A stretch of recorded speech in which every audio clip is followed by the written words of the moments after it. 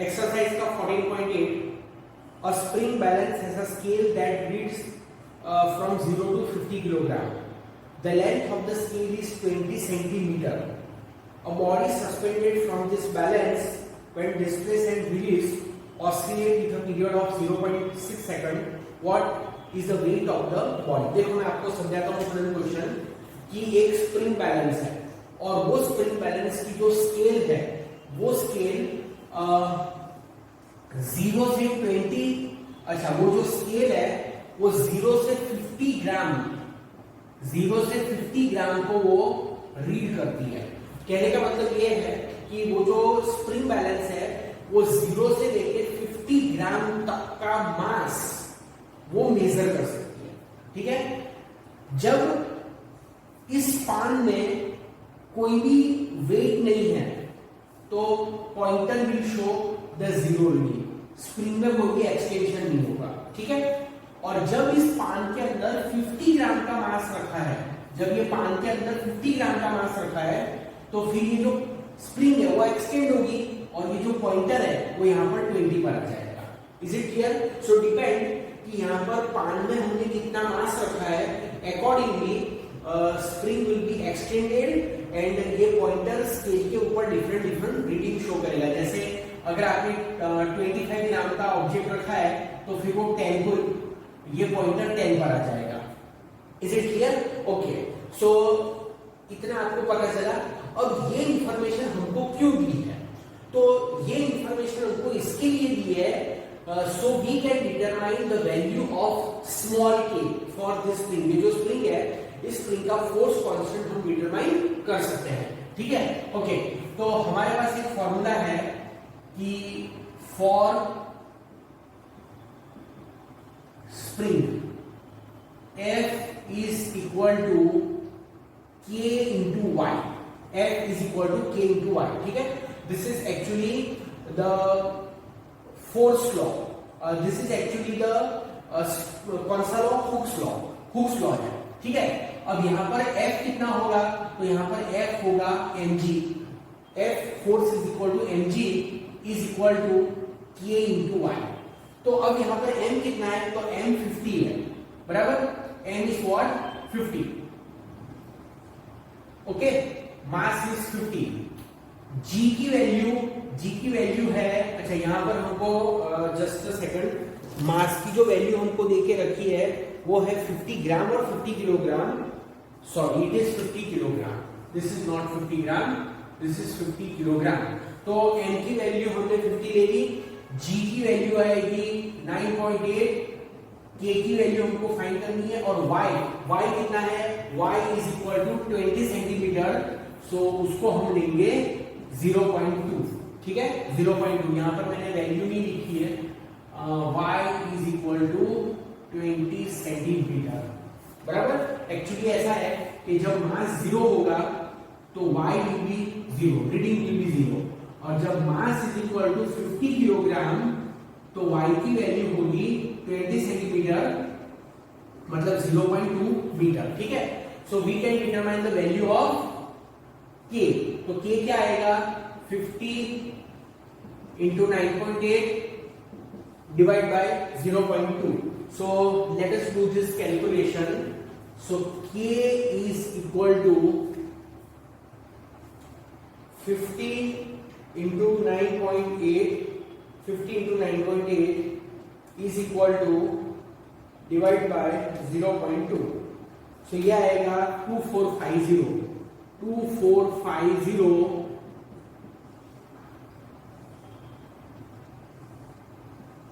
Newton पर metre, बराबर। तो ये जो हमको इनिशियल इंफॉर्मेशन दी है ना, वो इनिशियल इंफॉर्मेशन ये k की वैल्यू फाइंड करने के लिए दी है। ठीक है, ओके, एक्चुअली k फाइंड करने के लिए नहीं बोला है, बट k फाइंड किए बिना काम भी नहीं चलेगा। ओके, अब आगे क्या कहा है कि a body suspended from the balance, मतलब ये जो बैलेंस है, अगर इससे हम एक बॉडी सस्पेंड करते हैं, यहाँ पर एक अननोन बॉडी अगर सस्पेंड करते हैं, ठीक है, एंड डिस्प्लेस एंड रिलीज, फिर उसको अगर हम खींच के छोड़ देते हैं तो oscillate with a period of 0.6 second. अगर अननोन बॉडी यहाँ पर रखकर अगर हम उसको डिस्प्लेस करके छोड़ देते हैं तो फिर वो जो बॉडी है वो ऑसिलेट होती है with a period of how much 0.6 second. So t is equal to 0.6 second. Find क्या करना है, वो बॉडी का मास हमको फाइंड करना है. ठीक है, मास ने एक्चुअली वेट बोला है. So weight you have to determine. तो यहां पर हम लोग कौन सा फॉर्मूला यूज करेंगे, हम लोग यूज करेंगे time period of that spring balance. तो फॉर्मूला है t is equal to 2 pi under root m by k. Right, okay. तो t कितना है 0.6 is equal to 2 into 3.14. Okay, square root में m डिवाइड बाई k की value है 2450. Right, so we have to solve this. तो एक काम करते हैं, 0.6 डिवाइड बाय ये 2 इंटू 3.14 है ना, वो होता है 6.28. सो मैंने ऐसे लिख दिया m अपॉन 2450 और उसका square root. So 0.6 divide by 0.6 divide by, okay, just wait, there is a problem. 0.6 divide by 6.28, so this is 0.0955. 0.09554 is equal to square root में m अपॉन 2450. बराबर. अब क्या करो, स्क्वायर ले लो. ठीक है, दोनों साइड पर स्क्वायर ले लो.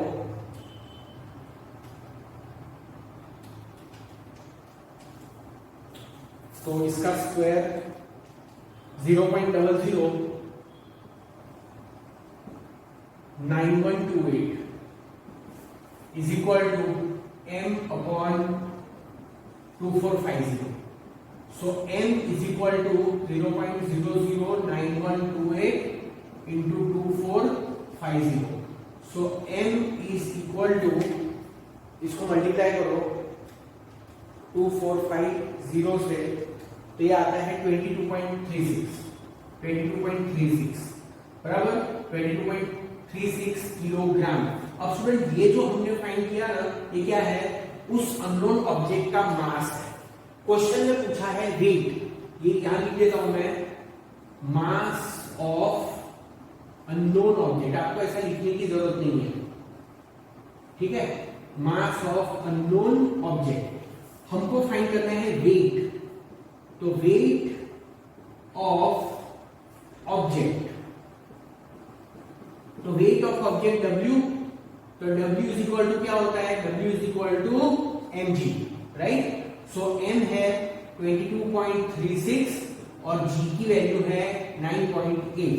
राइट, सो इसको मल्टीप्लाई करो 9.8 से, so we get 219.16 newton. This is the weight. बराबर, तो ये वेट का आंसर आ गया. अच्छा, एक और तरह से भी लिख सकते हैं. अगर आपको 9.8 से मल्टीप्लाई नहीं करना है, ठीक है, 9.8 से मल्टीप्लाई नहीं करना है, तो क्या करो, आप 22.36 ही लिखो, 22.36 ही लिखो. पर अब यूनिट आप किलोग्राम नहीं लिखोगे, आप लिखोगे kgf. क्या लिखोगे, kgf. kgf मतलब किलोग्राम फोर्स. किलोग्राम फोर्स मतलब उतने किलोग्राम से कितना फोर्स प्रोड्यूस होता है, मतलब उसका वेट. That is this. ठीक है, तो you may also see this type of answer also.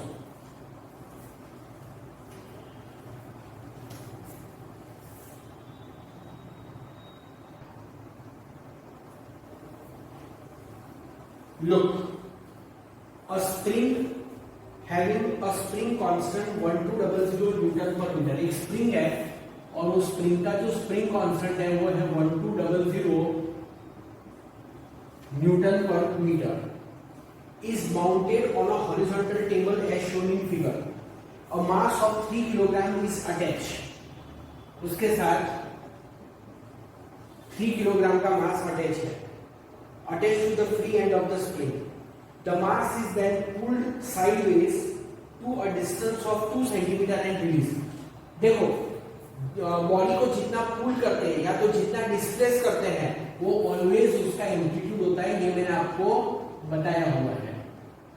ठीक है, तो यहाँ पर बॉडी को हम 2 सेंटीमीटर पुल करते हैं, दैट मीन्स उसका एम्पलीट्यूड 2 है।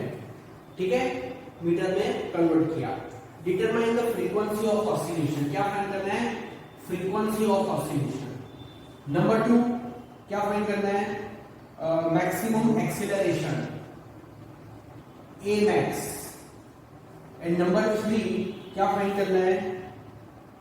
मैक्सिमम स्पीड, मतलब वी मैक्स फाइंड करना है। ठीक है, दिस इज फ्रीक्वेंसी। ओके, तो स्टूडेंट फॉर्मूला क्या होगा? देखो टाइम पीरियड का फॉर्मूला है t is equal to 2 pi under root m by k। तो फ्रीक्वेंसी को होगा 1/2 pi under root k by m। फिर भी मैं लिख देता हूं t is equal to 2 pi under root m by k। तो न्यू जो होता है ना वो टाइम पीरियड का इनवर्स होता है, so 1/2 pi under root k by m। ठीक है, तो 1/2 इंटू 3.14, k की वैल्यू क्या है? 1200। मास की वैल्यू कितनी है? 3 है, बराबर। तो देखो 1200 बाई 3 कितना होता है? 400 होता है, बराबर।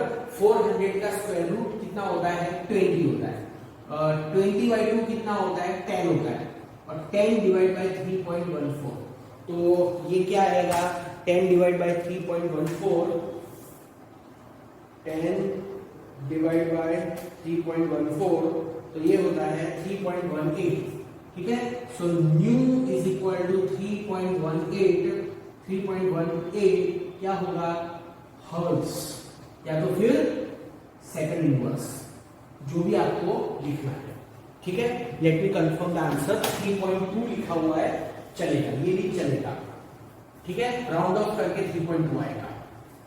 अब question 2, maximum acceleration of the mass. तो मैक्सिमम एक्सीलरेशन के लिए एक्चुअली ओमेगा चाहिए, तो omega is equal to under root k by m, right. So k कितना है? 1200 ना, और मास कितना है? मास है 3।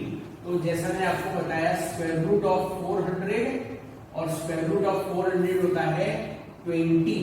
सो omega is equal to 20 radian per second. तो ये ओमेगा की वैल्यू है। ओमेगा पूछा नहीं है, मांगा नहीं है, बट उसके बिना काम भी नहीं चलेगा। तो omega is equal to 20 radian per second. Is it clear? Okay, अब क्या चाहिए? ए मैक्स चाहिए। तो स्टूडेंट मैंने आपको बताया है कि ए मैक्स का फॉर्मूला होता है ओमेगा स्क्वायर ए। कैसे आया? कोई सोचेगा कैसे आया sir?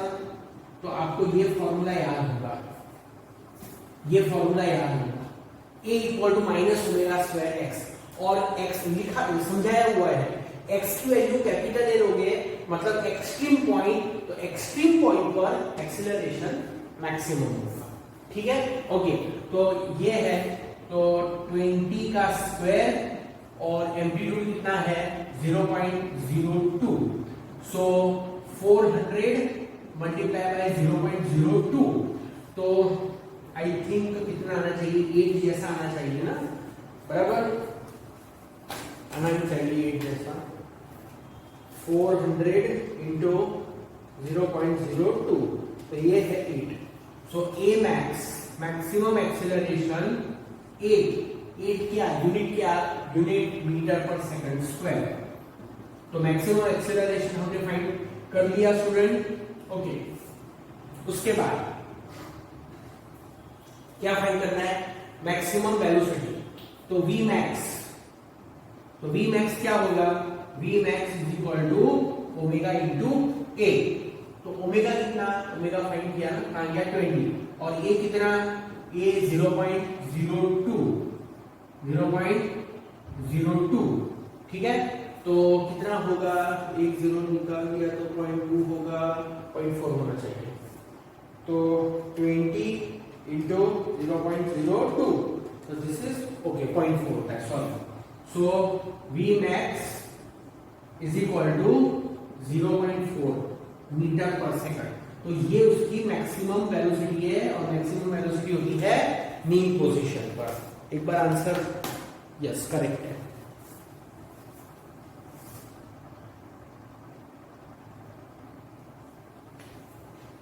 Student 14.10 is in connection with the 14.9 जो कि हमने डिस्कस किया, ये फिगर पर बेस है, ठीक है। अब क्वेश्चन सुनो। In example 14.9 let us take the position of mass when the spring is unstretched as x equal to 0 and direction from left to right as positive direction of x axis. Left to right positive x है और right to left negative x है, ठीक है। Okay, give x as a function of time for oscillating mass if at the moment we start stopwatch t is equal to 0 the mass is at mean position, maximum stretch position and maximum compressed position, ठीक है। In what way do this function for SHM differ from each other in frequency, in amplitude or the initial phase, ठीक है। अब देखो मैं आपको question समझाता हूं कि प्रीवियस न्यूमेरिकल से रिलेटेड है, ठीक है। और सपोज ये उसकी मीन पोजीशन है। मीन पोजीशन मतलब अनस्ट्रेच पोजीशन। अब अनस्ट्रेच पोजीशन से अगर वो मोशन शुरू करता है, ठीक है, मतलब अगर वो मीन पोजीशन से अगर मोशन शुरू करता है तो फिर इक्वेशन ऑफ मोशन होगा x equal to a sin omega t, ठीक है। मैं यहां पर लिख लेता हूं when body start its motion from mean position then x is equal to a sin omega t।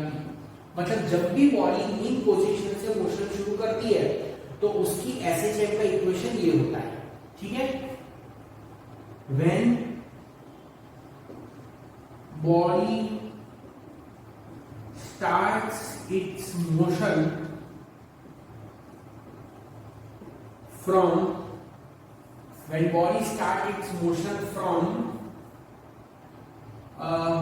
maximum extended or maximum stretch position, when body starts its motion from maximum elongated or compressed position, just a minute, maximum compressed position,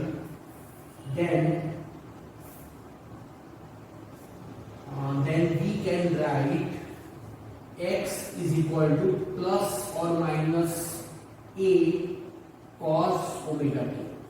मतलब जब body maximum extend position से शुरू करती है, maximum stretch position से शुरू करती है, या तो राइट एक्सट्रीमम से शुरू करती है तो फिर plus a cos omega t, और मैक्सिमम कंप्रेस पोजीशन से अगर मोशन शुरू करती है तो फिर minus a cos omega t। समझ में आया? But in all the cases angular frequency will be same, बराबर। तो in all cases omega will B same, जो कि हमने आगे ऑलरेडी ऑब्टेन किया है, बट फिर भी एक बार इसको कर लेते हैं। Under root k by n, तो k कितना था, k क्या था 1200 डिवाइड बाय 3, तो directly I am writing 20 radian per second. Clear? Okay, तो ये ओमेगा की वैल्यू हमने लिख ली और फिर आंसर तो हमको पता ही है कि eight t is equal to 0 when mass is at mean position, तो फिर x का इक्वेशन होगा a sin ओमेगा टी, बराबर। ऑलरेडी मैंने आपको लिखवा ही दिया है, तो this is a sine omega कितना है 20t, तो इक्वेशन ये होगा, बराबर। फिर बाकी के दो भी आप लिख सकते हो कि when the mass is at extreme stretch position, तो फिर प्लस आएगा और कॉस आएगा, बराबर। At t is equal to 0 when mass is at extreme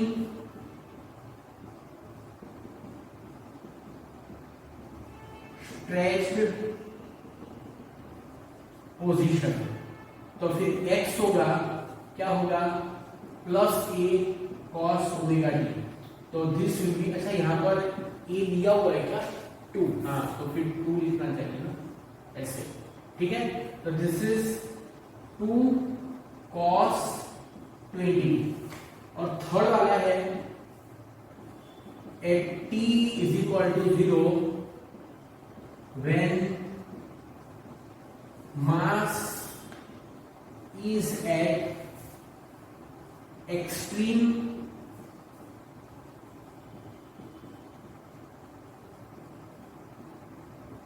compressed position, x is equal to मतलब माइनस ए लिखो, minus a cos omega t is equal to minus 2 cos 20, ठीक है। तो ये सब इक्वेशंस है।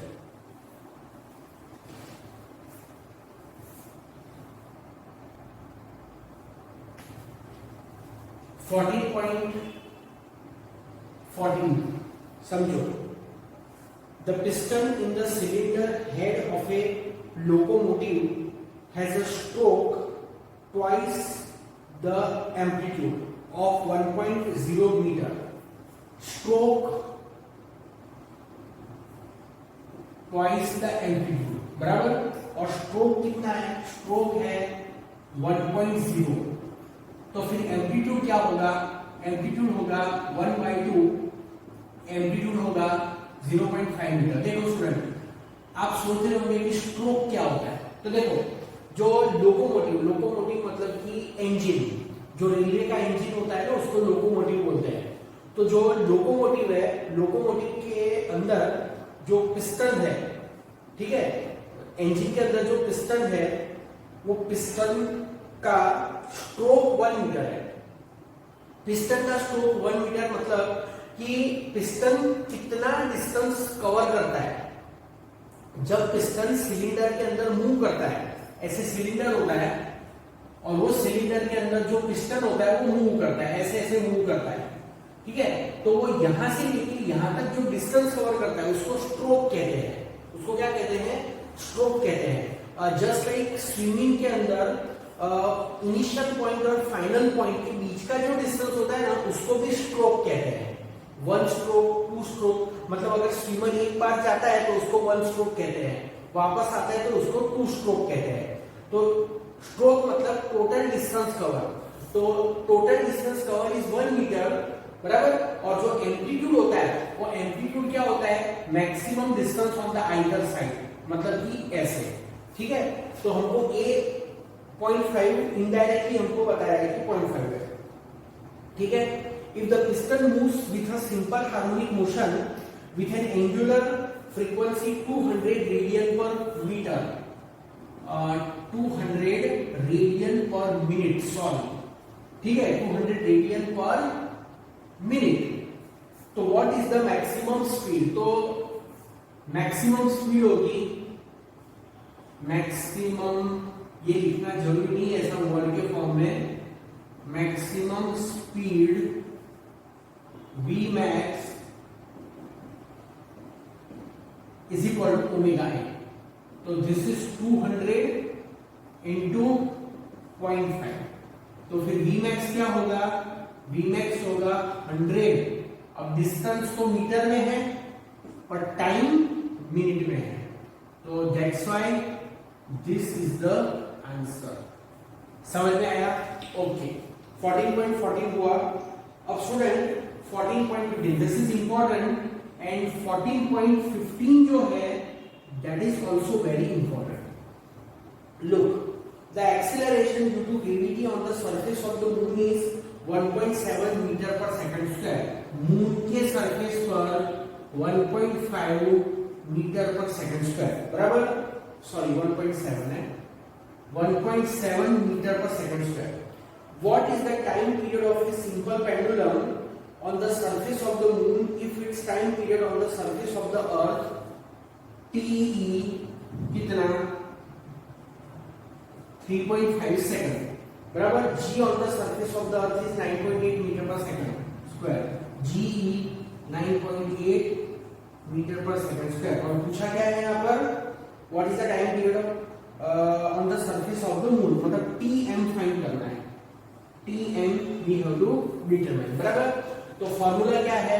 फॉर्मूला है TE। लिखना है तो आपके लिए अंडरस्टैंडिंग के लिए लिखो इक्वल टू करके time period on surface of earth. चलो मैं लिख देता हूं टाइम पीरियड ऑन अर्थ। तो क्या होता है time period on earth? TE is equal to 2 pi under root L by GE। फिर उसके बाद TM time period on moon. तो टाइम पीरियड ऑन मून क्या होता है? 2 pi under root L by GM, बराबर? ओके, तो रेशियो ले लो TM बाई TE का, ये इक्वेशन 1, ये इक्वेशन 2, और डिवाइड करो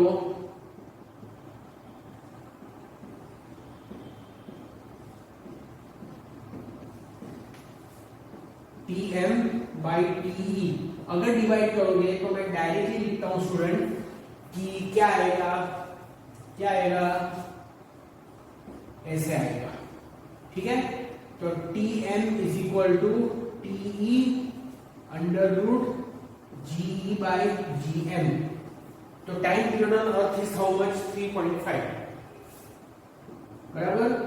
और GE कितना है? GE 9.8 है, और फाइंड क्या करना था? जी हाँ, ठीक है, चलो बराबर, ये TM फाइंड करना है 1.7। So this is 3.5 into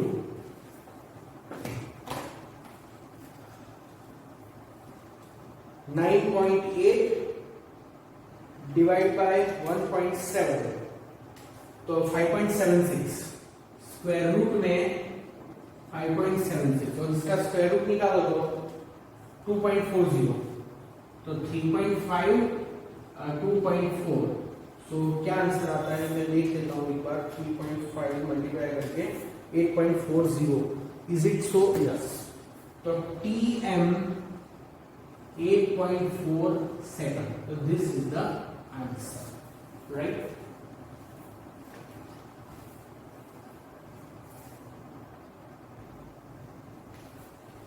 (14.17)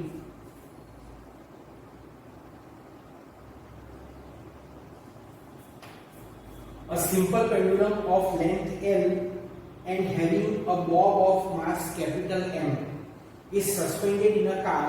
The car is moving on a circular track of radius capital R with a uniform speed v.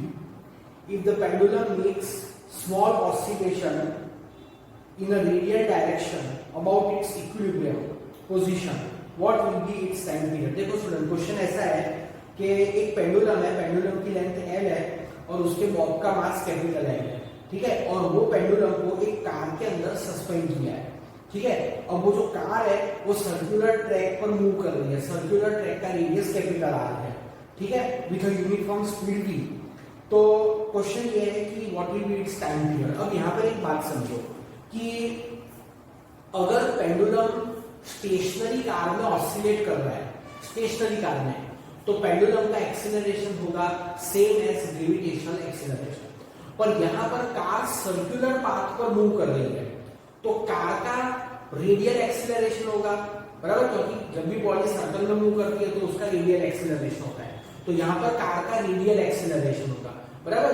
तो कार का रेडियल एक्सेलरेशन होगा और उसके वजह से जो पेंडुलम है वो पेंडुलम का भी रेडियल एक्सेलरेशन होगा। मतलब पेंडुलम के दो एक्सेलरेशन होंगे, एक तो gravitational acceleration vertically downward and second radial acceleration which will be in the horizontal direction. तो हमको क्या फाइंड करना पड़ेगा, उस पेंडुलम का इफेक्टिव एक्सेलरेशन फाइंड करना पड़ेगा। समझ आया आपको? ओके, तो यहां पर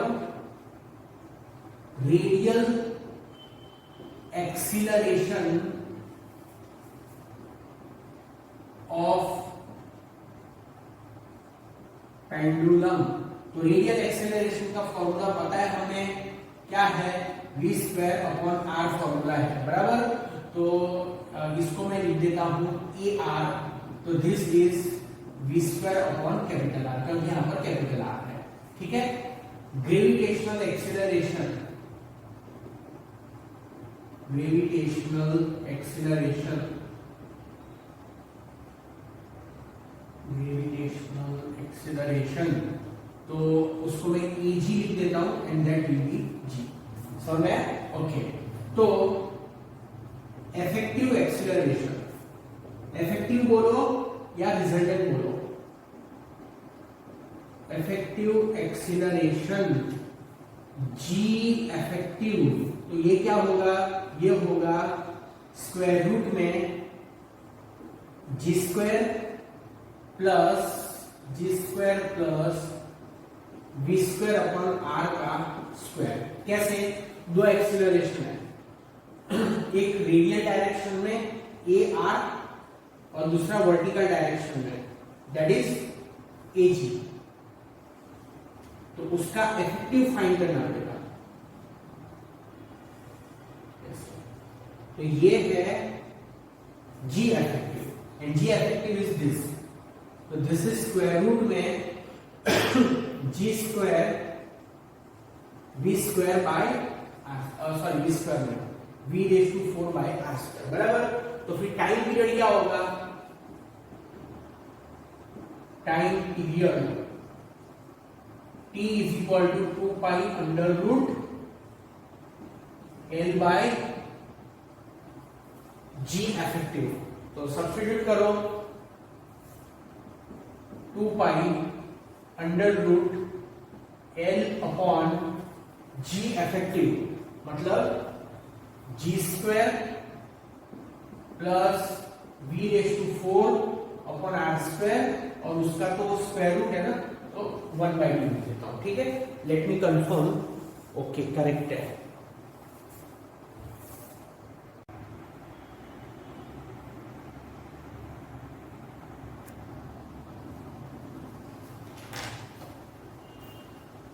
Exercise 14.7. The motion of a particle executing simple harmonic motion is described by the displacement function xt is equal to a cos omega t plus phi। इसे मैं डिनोट कर देता हूं इक्वेशन नंबर 1 से। इफ द इनिशियल मतलब t equal to 0 time पर position of the particle is 1 centimetre, तो at t is equal to 0 जो पोजीशन है वो है 1 centimetre and its initial velocity is omega centimetre per second. जो initial velocity कितनी है, omega centimetre per second, right. What are its amplitude and initial phase, हमें find करना है उसका एम्पलीट्यूड, क्या फाइंड करना है, एम्पलीट्यूड फाइंड करना है, और दूसरा क्या फाइंड करना है, उसका इनिशियल फेज फाइंड करना है, ठीक है। Okay, the angular frequency of the particle is pi second inverse, हमको ओमेगा की वैल्यू दी है, ठीक है। ओमेगा की वैल्यू है पाई, क्या है, पाई सेकंड इनवर्स। ओके, अब स्टूडेंट यहां से एक दूसरा भी क्वेश्चन शुरू होता है, बट वो मैं बाद में आपके साथ डिस्कस करूंगा। सबसे पहले हम इसको डिस्कस कर लेते हैं, ठीक है। तो एक बार मैं आपको क्वेश्चन फिर से एक्सप्लेन कर देता हूं। स्टूडेंट, एक पार्टिकल है and that particle is executing the simple harmonic motion.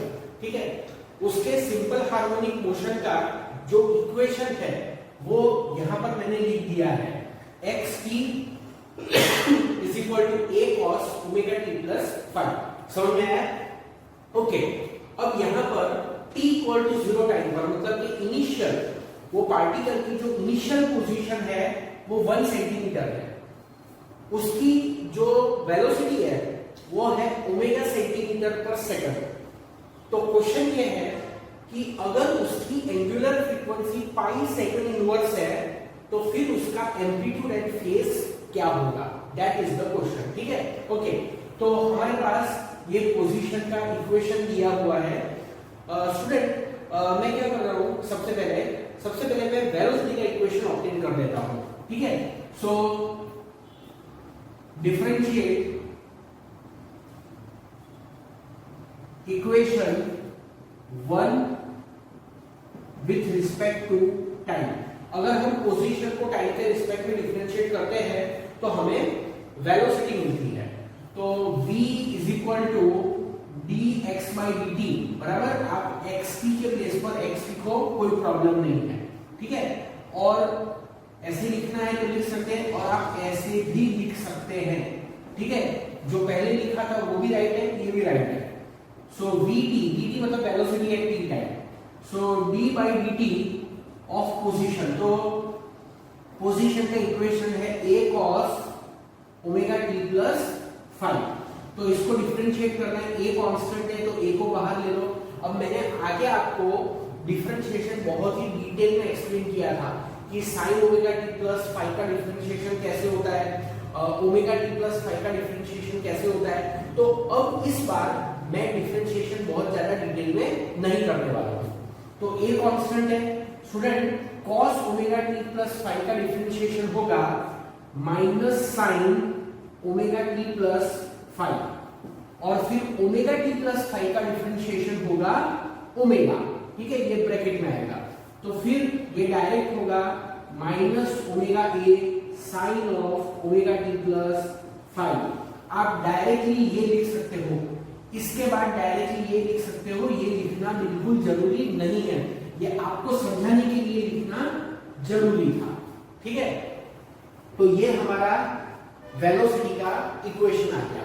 अब स्टूडेंट हम क्या करेंगे कि ये जो पोजीशन का इक्वेशन है, इक्वेशन 1, उसमें हम कंडीशन यूज करेंगे। कंडीशन मतलब ये जो कंडीशन दी हुई है ना वो हम यूज करेंगे। तो देखो यहां पर मैं लिखता हूं फ्रॉम इक्वेशन 1, तो पोजीशन क्या है, पोजीशन है 1।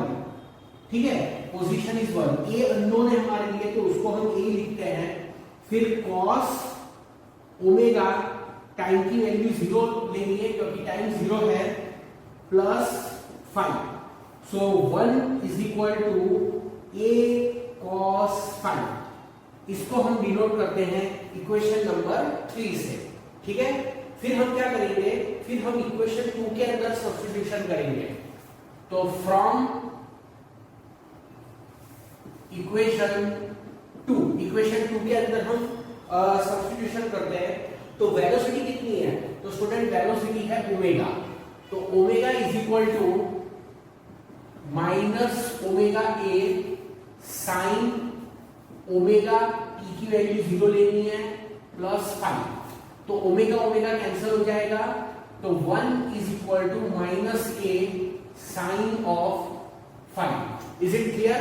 अच्छा, अब एक बात समझो, लिखूंगा नहीं, बोलूंगा मल्टीप्लाई बोथ साइड बाय -1। ठीक है, चलो लिख देता हूं। वैसे आपको लिखना कंपलसरी नहीं है, बराबर। मल्टीप्लाई बोथ साइड बाय -1, तो यहां 1 का -1 हो जाएगा और -a का +a हो जाएगा। ठीक है, आप ये लिखे बिना भी डायरेक्टली ये लिख सकते थे, पर मैंने सोचा कि किसी को कंफ्यूजन हो गया तो वो क्या करेगा फिर। ठीक है, तो बेटर है कि चलो लिख देते हैं इसका रिजल्ट। ठीक है, तो ये हमने लिखा, तो ये है इक्वेशन नंबर 4। ठीक है, अब क्या करना है, now we have to take the square of equation 3 and equation 4 and then we have to add them. तो क्या लिखेंगे? स्क्वायरिंग एंड एडिंग, पहले स्क्वायर करेंगे और फिर ऐड करेंगे। इक्वेशन कौन सा? इक्वेशन 3 एंड 4, लेफ्ट साइड को लेफ्ट साइड से, राइट साइड को राइट साइड से।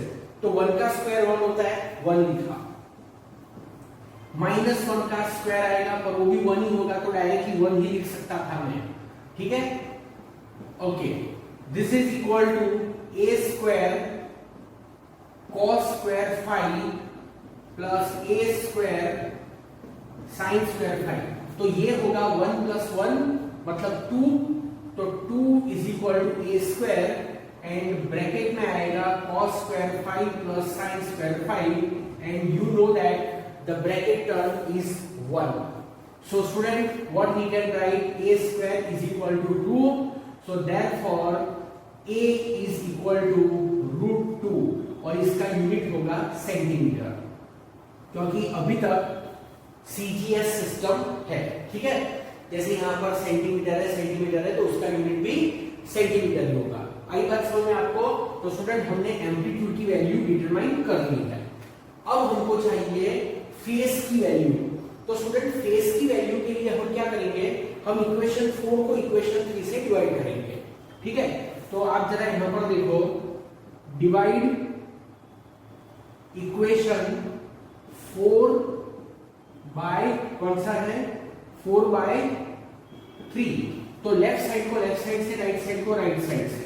तो -1/1 इज इक्वल टू, डायरेक्टली लिख सकते हैं tan5, बट एक स्टेप ज्यादा लिखेंगे, cos 5 है, सॉरी बाय मिस्टेक साइन लिख दिया मैंने। सो a cos 5 -1/1 होता है, -1 is equal to tan5, -1 is equal to tan5। आई बात समझ में? ठीक है। अब थोड़ा सा ध्यान से देखो यहां पर कि मैं क्या करने वाला हूं। देखो स्टूडेंट, मैं क्या करूंगा, हर चीज लिखनी जरूरी नहीं होती है। ठीक है, तो यहां पर मैं दोनों साइड पर माइनस से मल्टीप्लाई करूंगा, तो ये माइनस का प्लस हो जाएगा और यहां पर आएगा -tan5। समझ में आया क्या किया? बहुत ही सिंपल मैथमेटिक्स मैंने अप्लाई किया। ठीक है, okay. Now look what I am going to do, just see student, 1 is equal to -tan5 है, तो मैं इसको कैसे लिख रहा हूं? मैं लिख रहा हूं इसको 10 क्या लिखूं मैं? 10 2π -5, 10 2π -5। ठीक है, ओके। क्या मैंने करेक्ट लिखा है ये स्टूडेंट? 10 2π -5, जस्ट 2π माइनस अगर करेंगे तो फिर कौन सा क्वाड्रेंट आएगा? 2π माइनस मतलब थर्ड क्वाड्रेंट आएगा। थर्ड क्वाड्रेंट के अंदर 10 नेगेटिव होता है। ठीक है, ओके। देखो मैं आपको यहां पर एक्सप्लेन करता हूं। ये हमारा यूनिट सर्कल, ठीक है। यहां पर 0 मतलब यहां पर 2π भी होता है, ये 2π होता है, यहां पर π/2 होता है, यहां π होता है और यहां होता है 3π/2। तो दिस इज ऑल STC। मैंने आपको बताया कि प्लस मतलब ऐसे जाने का, एंटी क्लॉकवाइज जाने का, और माइनस हो तो फिर क्लॉकवाइज जाने का। तो 2π माइनस, अब देखो 2π ये रहा 2π। 2π माइनस अगर हम बोलेंगे तो हम कौन से क्वाड्रेंट में एंटर होंगे? फोर्थ क्वाड्रेंट में एंटर होंगे, और फोर्थ क्वाड्रेंट के अंदर कोसाइन tan फंक्शन नेगेटिव होता है। थर्ड क्वाड्रेंट में tan पॉजिटिव होता है, पर फोर्थ में तो tan नेगेटिव होता है ना। तो अगर हम इसको सॉल्व करें कि tan 2π -5, तो स्टूडेंट इसका आंसर -tan5 आता है। बराबर, मतलब मैं ये ये बोलना चाहता हूं कि अगर ये है तो फिर हम ये लिख सकते हैं। यहां पर मैंने उससे ऑपोजिट किया है कि ये है तो मैंने ऐसे लिखा है। आई बात समझ में? ठीक है। अब आप सोचो कि tan के कौन से एंगल के लिए, tan के कौन से एंगल के लिए वैल्यू 1 होती है। मतलब कितना एंगल हो तो tan की वैल्यू 1 होती है। तो tan 45 डिग्री इज 1। 10th में आया होगा ये। tan 45 degree is 1। तो 2 पाई minus 5 is equal to 45 degree. पर 45 हम नहीं लिखेंगे, हम लिखेंगे पाई बाई 4। क्या लिखेंगे? पाई बाई 4 लिखेंगे, क्योंकि यहां पर ये रेडियन में है तो ये भी रेडियन में होना चाहिए। समझ में आया? अच्छा, अब इसको देखो क्या लिख रहा हूं मैं, 2 पाई minus 5 by 4 is equal to 5। So अब इसको सिंपल सॉल्व करो तो 5 is equal to 2 pi minus 5 by 4, तो ये होगा student 7 pi by 4। So 5 is equal to 7 pi by 4। सिर्फ इतना ही लिखो, कोई प्रॉब्लम नहीं है, बट यूनिट के साथ अगर मेंशन करो तो 7 पाई बाई 4 रेडियन। ठीक है स्टूडेंट? तो एक बार मैं जस्ट इसका आंसर भी चेक कर लेता हूं कि 7 पाई बाई 4 रेडियन है या नहीं। ठीक है, दिस इज 14.7 का यस, उन लोगों ने यूनिट नहीं लिखा है बट लिखना चाहिए। ठीक है, तो student 7 pi by 4 is the correct answer. बराबर? ओके, तो आपको ये समझ में आया? ठीक है, तो this is the correct answer. 5 is equal to 7 pi by 4 radian. Okay, अच्छा मैं आपको एक दूसरी बात बता रहा हूं स्टूडेंट, एडिशनल बता रहा हूं। सिर्फ समझने के लिए आपको लिखने की जरूरत बिल्कुल भी नहीं है। टेस्ट के अंदर अंडरस्टैंडिंग के लिए लिख के रखना। देखो यहां पर ये जो होता है ना 2 पाई मतलब 0 डिग्री, यहां पर कोऑर्डिनेट्स होते हैं 1 0 और यहां पर कोऑर्डिनेट्स होते हैं -1 0। अब यहां पर देखो tan 5 है। क्या है? tan 5। तो tan 5 कितना है? tan 5 इज -1 है ना, देखा है मैंने। tan 5 इज -1, एक्चुअली ये रहा tan 5 इज -1। अब tan क्या होता है? tan होता है sin upon cos। tan is sin upon cos। तो दिस इज -1, दिस इज -1, तो इट इज -1/1 एक्चुअली। और ये ऐसा ही था, ऐसा ही था। तो sin की वैल्यू -1 और cos की वैल्यू 1। तो आप देखो जो पहला कोऑर्डिनेट होता है वो cos होता है और सेकंड कोऑर्डिनेट sin होता है। मतलब this is cos and this is sin। cos 0 1, sin 0 0। cos 3 pi by 2 -1, sin 3 pi by 2 0। ये मैंने पहले भी बोला हुआ है। तो यहां पर sin की वैल्यू -1 और cos की वैल्यू 1। तो देखो क्या बोला मैंने, sin की वैल्यू -1। कहां है sin की वैल्यू -1? एक मिनट, 1 0 0 और -1 0। ओके स्टूडेंट, यहां मेरी गलती हुई है। 1 0 0 1 -1 0 0 -1। This is okay. ठीक है, तो sin की वैल्यू -1, तो ये रही sin की वैल्यू -1 और cos की वैल्यू +1, तो ये रही cos की वैल्यू +1। तो इससे क्या समझ में आता है कि जो एंगल होगा ना, वो एंगल कौन से क्वाड्रेंट में आएगा? 4th क्वाड्रेंट में आएगा। एंगल कौन से क्वाड्रेंट में आएगा? 4th क्वाड्रेंट में। क्योंकि ये जो सिचुएशन है कि sin की वैल्यू -1 और cos की वैल्यू 1, ये 4th क्वाड्रेंट के अंदर सेटिस्फाई होती है। यहां पर इसमें ये क्या है? cos की वैल्यू 1, cos की वैल्यू 1, sin की वैल्यू -1। तो जो एंगल फॉर्म होगा वो 4th क्वाड्रेंट के अंदर ही फॉर्म होगा। समझ में आया? और दूसरा कि दोनों के मैग्नीट्यूड इक्वल है, मतलब ये भी 1 है और ये भी 1 है। तो ये पूरा जो 90 डिग्री है वो 90 डिग्री का हाफ मतलब 45 डिग्री। तो ये जो एंगल होगा ना student, this angle will be 45 degree. बराबर? मतलब इट इज π/4। बट वो एंगल नीचे की तरफ है, इसके लिए हम आंसर लिख सकते हैं phi is equal to -π/4 radian, phi is equal to -π/4 radian. तो ये भी हो सकता है, मतलब जैसे कोई कॉम्पिटिटिव एग्जाम है और उसमें अगर ये आता है और ये ऑप्शन नहीं है और ये ऑप्शन है, तो फिर ये ऑप्शन सिलेक्ट करना चाहिए आपको। तो उस पॉइंट ऑफ व्यू से मैंने आपको ये समझाया है, ठीक है? ये क्लियर हुआ आपका?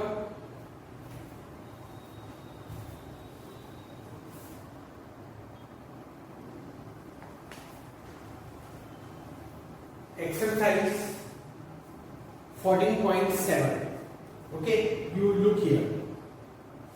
इसमें क्या कहा है कि if instead of cosine function we choose the sine function to describe the SHF, ठीक है? तो फिर इक्वेशन होगा x is equal to b sine omega t plus alpha, right? What are the amplitude and initial phase of the particle with the above initial condition? ठीक है, मतलब हमने जो प्रीवियस न्यूमेरिकल किया बिल्कुल वही मेथड हमको यहाँ पर भी फॉलो करनी है। x equal to b sine omega t plus alpha के अंदर, और जो कंडीशंस थी वो कंडीशन सेम रहेगी। मतलब कौन सी कंडीशन? कंडीशन वही है कि एट t इक्वल टू 0, मतलब इनिशियली जो पार्टिकल की पोजीशन है वो होगी 1 सेंटीमीटर, ठीक है? Initial velocity omega centimetre per second, v is equal to omega centimetre per second, और आई थिंक जो ओमेगा की वैल्यू थी वो थी पाई रेडियन पर सेकंड, बराबर? लिखा हुआ है ना, angular frequency is pi second inverse लिखा है, दिस इज करेक्ट।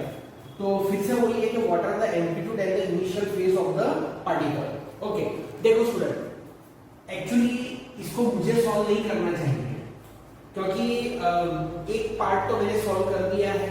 अभी फर्क इतना ही है कि साइन पहले कॉस था, अब साइन है, तो actually you should do this, ठीक है?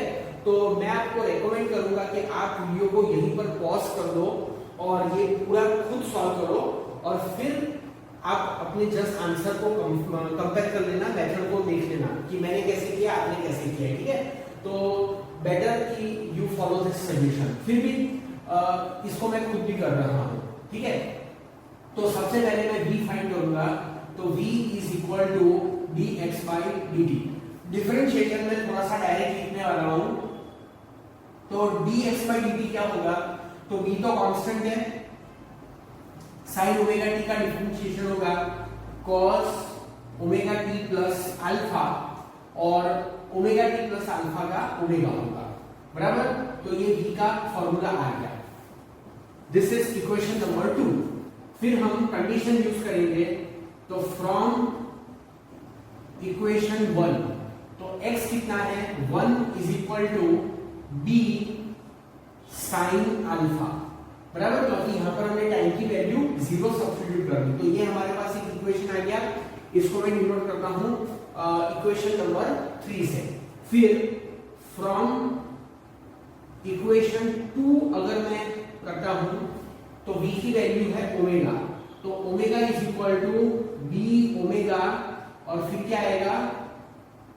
cos अल्फा, तो omega omega will be cancel, so 1 is equal to b cos alpha. This is equation number 4। फिर क्या करना है? Squaring and adding, squaring and adding. तो स्क्वायरिंग एंड एडिंग करो, तो 1 square plus 1 square is equal to, directly आप b square ही लिख दो, ठीक है? b square sine square alpha plus cos square alpha. तो this is 2 is equal to b square, 2 is equal to b square, so b is equal to √2 centimeter। तो this is the amplitude, same as the previous one, पहले की amplitude ये ही था, ठीक है? अब क्या करना है? अब फिर से रेशियो लेना है, ठीक है? Taking ratio of equation 3 and 4।